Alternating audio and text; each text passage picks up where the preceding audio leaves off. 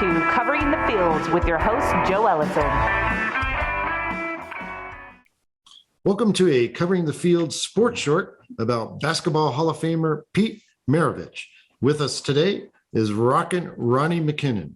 Ronnie, tell us about the great Pete Maravich. Yeah, Pistol Pete, man. I loved him. I watched him play quite a bit. Pistol Pete was born in June of 1947 in Pennsylvania. Unfortunately, we lost him. He died in 1988 at only 40 years old of heart failure, and he was actually in a pickup game, which is it was a 3-on-3 basketball game in Pasadena, California, in a gym when he had the heart attack. Pistol Pete was named that because he had a habit of shooting from the hip, from his side, where a pistol would be in a holster, and it was as if he was holding a revolver, and that's how he shot. He was actually the all-time leading scorer, still is, in Division I men's college basketball history. He only played 3 years at LSU, actually sophomore, junior, and senior years. He averaged 44.2 points per game, unbelievable, and 3,667 points was his total points scored.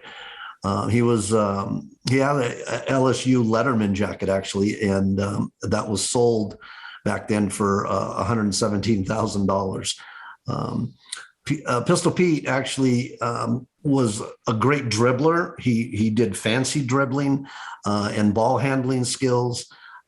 He was a precise passer and just a great passer to his other teammates on the floor. And obviously, he was a great shooter and made a lot of improbable shots during his career.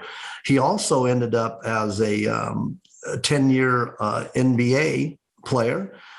He was a 5-time All-Star. He scored almost 16,000 points and over 24 points per game. He had the scoring title. He led that once. He played for the Utah Jazz, the Atlanta Hawks, and the Boston Celtics. He was also elected into the 1987 Hall of Fame. The Naismith Memorial Hall of Fame is in Springfield, Massachusetts. 1996, he was named as on the NBA 50th anniversary all-time team. The thing about Pistol Pete was his dad. Peter Press was his nickname, Maravich.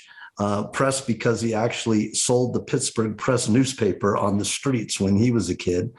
And he was also a college professor and a basketball coach. And Pistol Pete learned under his father and the instruction his father gave him and the influence. And he used to do fundamentals, from a very young age, at age 7. His dad taught him, basketball fundamentals and such. And he used to make him shoot 100 free throws. He said, you got to go out and shoot 100 free throws before you go to bed. This was after dinner. And Pistol Pete did that. And he actually said, well, no, I'm going to make 100 free throws in a row before I go to bed. And he did that. So pretty amazing story about Pistol Pete. And again, I watched him play, and pretty exciting player. And unfortunately, we lost him early. Yeah, drafted by the New Orleans Jazz. That's how the Utah Jazz got their name.